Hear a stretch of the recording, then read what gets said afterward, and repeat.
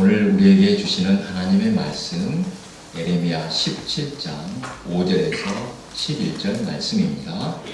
구약 1077페이지입니다. 예레미야 17장 5절에서 11절 말씀 제가 읽겠습니다.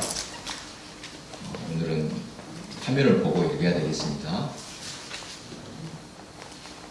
여호와께서 이와 같이 말씀하시니라. 무릇 사람을 믿으며 육신으로 그의 힘을 삼고 마음이 여호와에게서 떠난 그 사람은 저주를 받을 것이라. 그는 사막의 떨기나무 같아서 좋은 일이 오는 것을 보지 못하고 광야 건조한 곳 건건한 땅 사람이 살지 않은 땅에 살리라. 그러나 무릇 여호와를 의지하며 여호와를 의뢰하는 그 사람은 복을 받을 것이라. 그는 물가에 심어진 나무가 뿌리를 강변에 뻗치고 더위가 올지라도 두려워하지 아니하며 그 입이 청정하며 가무는 해도 걱정이 없고 결실이 그치지 아니함 같으리라. 마물보다 거짓되고 심히 부패한 것은 마음이라. 누가 능히 이를 알리오마는 나 여호와는 심장을 살피며 폐부를 시험하고 각각 그의 행위와 그의 행실대로 보응하나니 불의로 치부하는 자는 자고새가 낳지 아니한 알을 품은 같아서 그의 중년에 그것이 떠나겠고 마침내 어리석은 자가 되리라. 아멘. 우리 함께 인사 나눕니다. 보고 싶었습니다. 사랑합니다. 우리는 한 가족입니다. 일단 새로 오신 분도 있습니다. 이따가 나가실 때 인사하겠습니다. 내일 모레 화요일이 정월 대보름입니다. 이 무렵이면 신방을 실시했었는데 코로나로 3년째 못하고 있습니다. 참으로 한치 앞을 내다볼 수 없는 세상입니다. 이 예기치 못한 어려움으로 인해 온 세계가 고통을 당하고 많은 사람이 신음하고 죽어가고 있습니다.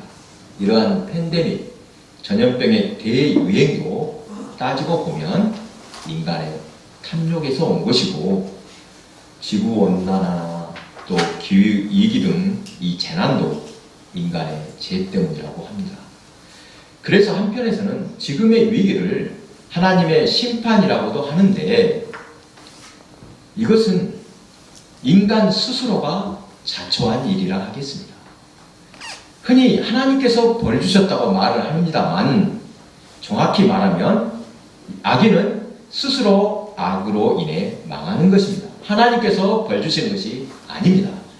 하나님께서는 우리에게 복 주시기를 기뻐하시지만 악인은 자신이 뿌린 악의 씨앗으로 악의 열매를 거두는 것입니다. 오늘 본문 예레미야서는 유다 왕국 말기에 활동하던 예레미야 선지자가 기록한 말씀이라고 전해집니다. 예레미야의 별명이 무엇입니까? 눈물의 선지자입니다. 조국의 멸망을 예언하며 이것을 선포하는 일이란 참으로 쓰라린 일이었을 것입니다. 곳곳에서 예레미야의 이 안타까운 마음을 읽을 수 있습니다. 역사를 볼 때 어느 왕조나 이 왕국의 최후는 처참합니다. 우리 역사를 봐도 통일신라에서 고려로, 고려에서 조선으로, 그리고 구한말의 모습을 보면 정말 안타까운 일이 많았습니다. 이 북이스라엘이나 남유다 말기도 마찬가지로 눈뜨고 볼 수 없는 처참한 일이 많았습니다. 유다 왕국, 바벨론이 예루살렘을 18개월 동안이나 포위할 때 먹을 것이 없어 진짜인지 모르겠습니다만 아이를 삶아 먹을 정도로 참담했다고 합니다. 그렇게 버티다 결국 유다는 멸망합니다. 예루살렘 성벽은 허물어지고 성전도 무너지고 약탈당합니다. 그들은 성전 기물들을 전리품으로 가져갔습니다. 많은 젊은이가 전쟁에서 죽어갔고 여성들은 끌려가고 가혹한 세금으로 또 한 번 수탈당합니다. 본문은 이런 위기 가운데에서 선포된 말씀으로서 지금 이 유대의 실상이 어떤 것인가 예레미야는 고발하고 있습니다. 그리고 이 위기를 극복할 방법, 여호와를 의지해야 된다라고 합니다. 그런데 유다는 지금 어떻게 하고 있습니까? 큰 위기를 만났는데 위기를 극복할 방법을 찾아야 하는데 엉뚱한 곳에서 찾고 있다는 것입니다. 5절에 사람을 믿으며 육신으로 그 힘을 삼는다라고 합니다. 바벨론이 쳐들어오자 유다 왕국은 사람의 힘을 의지하려고 합니다만 이것은 사람이나 육신의 힘으로 될 것이 아니라는 것입니다. 지금 유다는 하나님을 의지하지 않고 애국, 이집트를 의지하고 있습니다. 신흥 강국으로 떠오른 바벨론의 손에서 벗어날 방법은 애굽에게서 도움을 구하는 것이다 라고 생각하고 있습니다. 물론 정치적이고 또 외교적인 노력도 필요합니다. 하지만 더 중요한 것은 그런 과정을 통해 하나님의 뜻을 깨닫는 것입니다. 이런 위기를 자초한 원인을 먼저 돌아봐야 했던 것입니다. 병을 고치기 위해서는 무엇부터 해야 됩니까?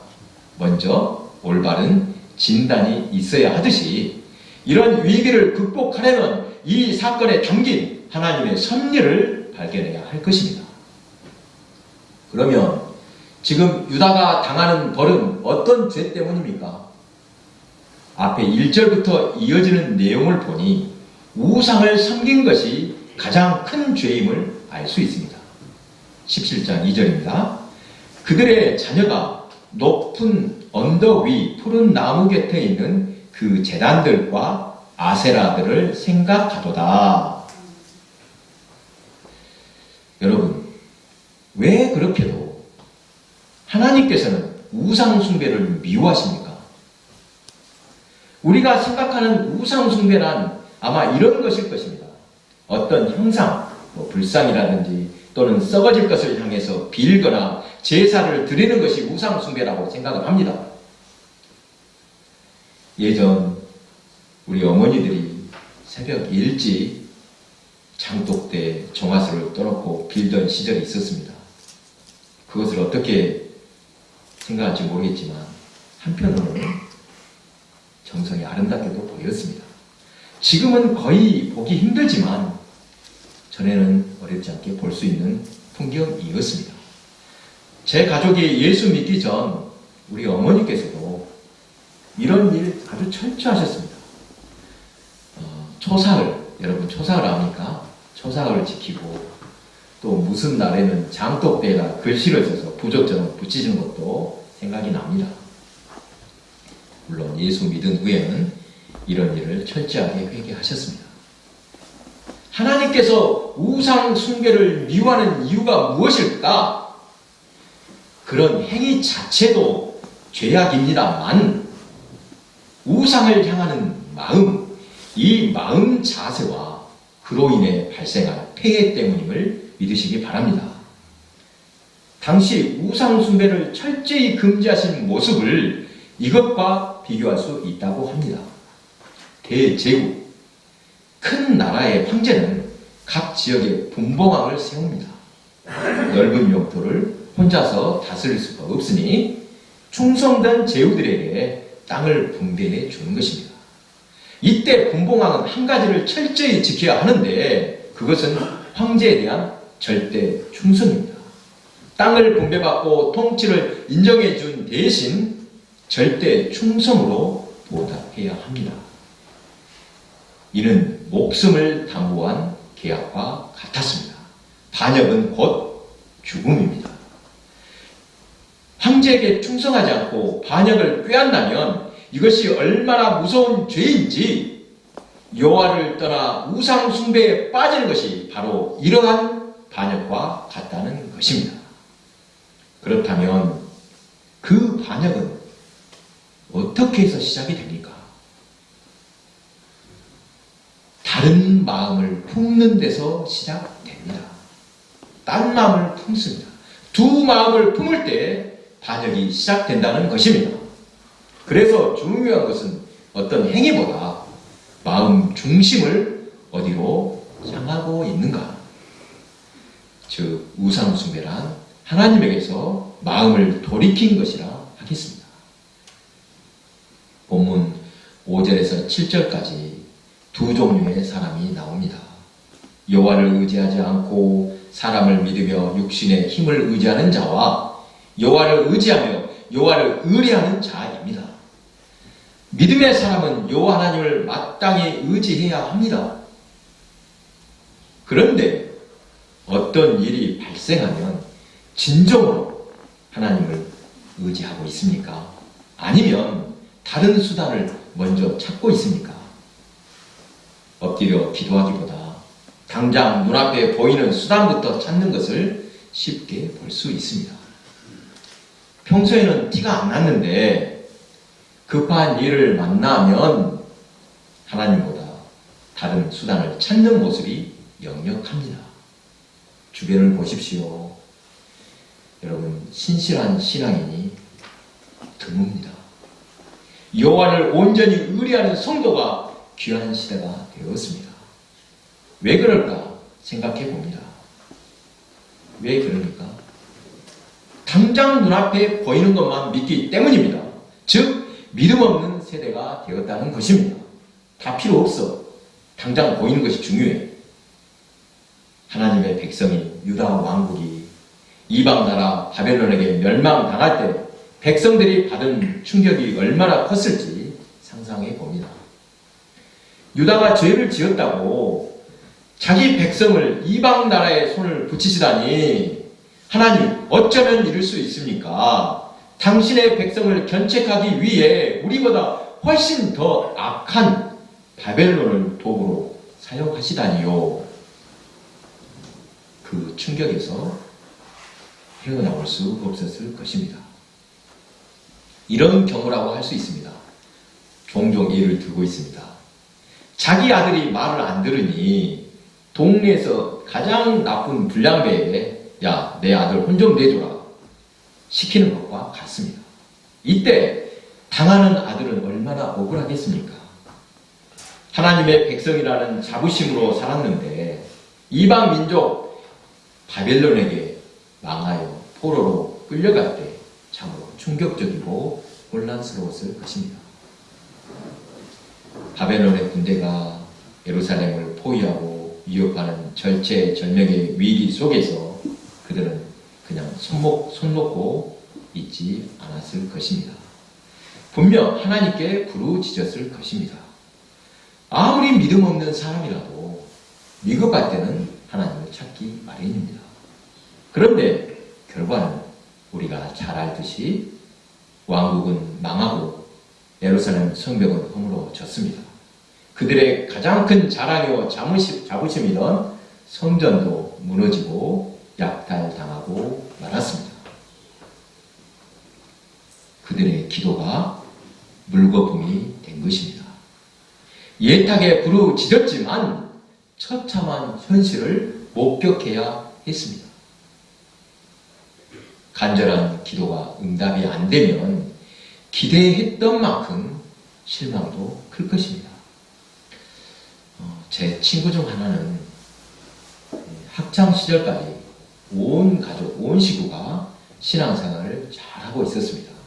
그런데 어느 날 불행하게도 어머니가 암으로 시한부 선고를 받게 되었습니다. 마른 하늘에 날벼락처럼 만약 우리에게 그런 일이 생겼다면 어떨지 생각해 봅니다. 온 식구가 그때부터 하나님께 매달렸습니다. 분명히 하나님이 치료해 주신다. 이것을 믿고 매달렸던 것입니다. 그러나 어머니는 끝내 소천하셨습니다. 장례를 마치고 이 친구의 가족들 대부분이 하나님을 원망하며 교회를 떠났습니다. 지금은 다시 신앙생활을 회복하고 싶다고 저한테 말을 했습니다만 남의 일이 아니라 내게 그런 일이 생겼다면 어떻게 반응했을까 깊이 생각하게 됩니다. 처참하게 망하고 포로로 끌려간 후 유다 백성들은 어떻게 반응합니까? 원망하고 하나님을 떠나는 것 마땅할 것 같은데 그들은 철저하게 회개했습니다. 70년이란 긴 세월을 기다리며 하나님의 구원을 굳게 믿었습니다. 하나님께서 우리를 미워하시거나 버리신 것이 아니다. 사랑의 배를 드신 것이다. 고백했습니다. 그리고 마침내 해방의 기쁨을 얻고 고국으로 돌아올 수 있었습니다. 조금 무책임한 말처럼 들릴 수 있겠습니다만 시간이 지났을 뿐 백성들의 기도가 이루어진 줄로 믿으시기 바랍니다. 우리의 시간과 하나님의 시간에 차이가 있었을 뿐입니다. 여러분, 하나님께서는 택하신 백성을 결코 버리지 않으심을 믿으시기 바랍니다. 본문 6절은 사람을 믿으며 육신으로 힘을 삼는 사람이 받게 될 저주를 말씀합니다. 그는 사막의 떨기나무 같아서 좋은 일이 오는 것을 보지 못하고 광야, 건조한 곳, 건건한 땅, 사람이 살지 않은 땅에 살리라. 지난주에 이 구절을 묵상하다가 문득 한 가지 사실을 발견했습니다. 여러분, 저주가 임하는 시간, 어떤 사람이 잘못하면 하나님이 저주한다. 그 대가가 온다. 이 저주가 임하는 시간이 대체로 즉각적입니까? 나중입니까? 대체로 즉각적이지 않더라는 것입니다. 7, 8절에 나오는 여호와를 의지하여 복을 받는 사람도 마찬가지입니다. 그는 물가에 심어진 나무와 그 뿌리를 강변에 뻗치고 더위가 올지라도 두려워하지 아니하며 그 입이 청정하며 가무는 해도 걱정이 없고 결실이 그치지 아니함 같으리라. 나무의 열매가 맺히기까지 시간이 필요합니다. 즉각적으로 결과가 나오면 좋을 텐데 선한 열매나 악한 열매나 바로 맺히는 경우는 드뭅니다.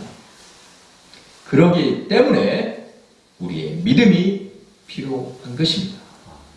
죄를 짓거나 양심이 바르지 못할 때 곧바로 벌을 받는 일이 계속 생긴다. 그러면 누구라도 무서워서 죄 짓겠습니까? 다들 착하게 살 것입니다.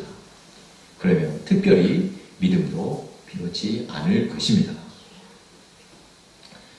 우리 교회 어느 권사님이 이 화단에다 화분에 있던 나무 옮겨 심은 거 아십니까? 소나무를 옮겨 심었는데 소나무는 배수, 물 빠짐이 중요하다고 합니다.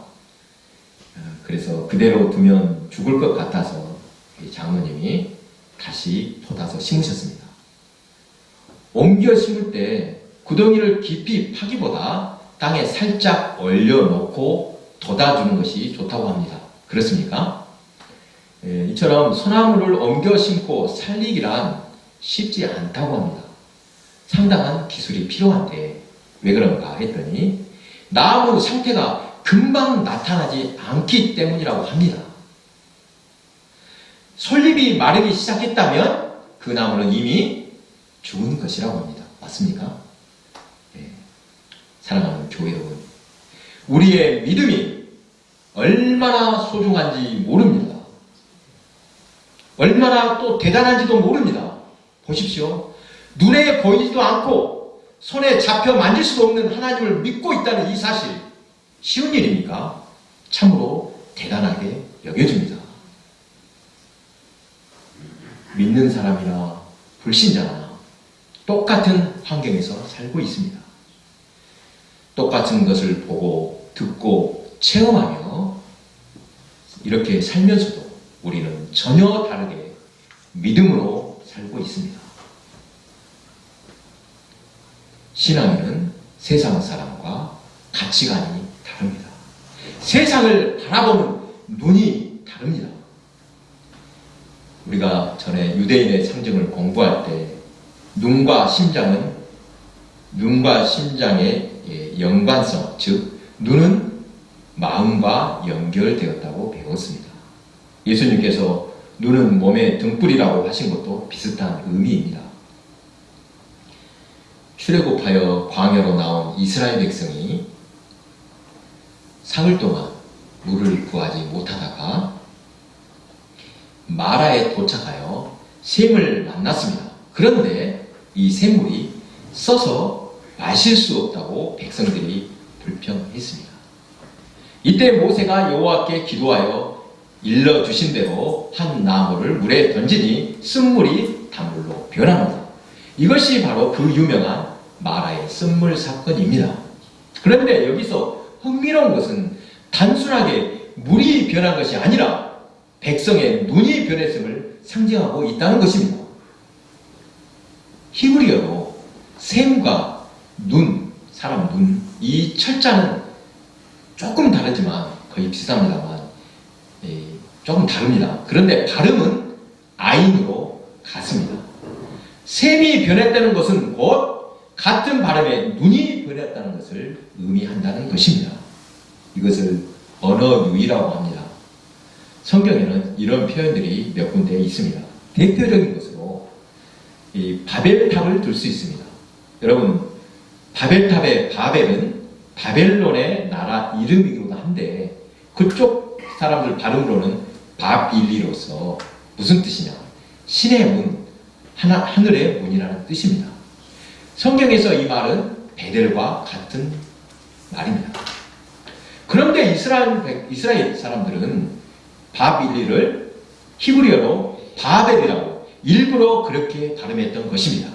바벨은 혼란이라는 뜻인데 바벨론 사람들이 어떻게 자기 나라 이름을 혼돈이라고 지었겠습니까? 사랑하는 교회 여러분, 또다시 부탁드립니다. 하나님께서는 오직 우리의 마음 하나를 받으시기를 원하십니다. 이것을 믿으시기 바랍니다. 다른 것 없어도 됩니다. 많은 헌금으로 또 봉사로서 하나님을 기쁘시게 할 것도 아닙니다. 신앙인이란 그 마음 중심에 하나님을 모시고 사는 사람들입니다. 무엇보다 먼저 신앙의 눈, 온전한 눈으로 변화되기를 바라십니다. 지금 당장 눈에 보이는 것만이 아니라 저 넘어 하나님을 볼 수 있어야 합니다. 그리고 여러분, 혹시라도 악인의 형통을 부러워하지 마시기 바랍니다. 본문 11절에 불의로 치부하는 자는 자고새가 낳지 아니한 알을 품은 같아서 그의 중년에 그것이 떠나겠고 마침내 어리석은 자가 되리라. 새가 자기 알이 아닌 것을 품어봤자 아무 보람이 없다는 것입니다. 지금 당장 잘 되는 것처럼 보일지라도 결국 악인의 손에 남는 것이 없을 것이란 뜻입니다. 욕심 한가득, 욕심껏 한가득 털어넣어 봤자 그것이 입안에서는 모래가 될 뿐입니다. 선과 악이 그 원인과 결과에 따라 대가품을 받을 것이라는 믿음, 여호와께서는 보응의 하나님이심을 믿으시기 바랍니다. 지금 어떤 환경 가운데 처해 있을지라도 끝까지 믿음을, 우리의 마음을 지킴으로써 모두 다 승리하시기 바랍니다.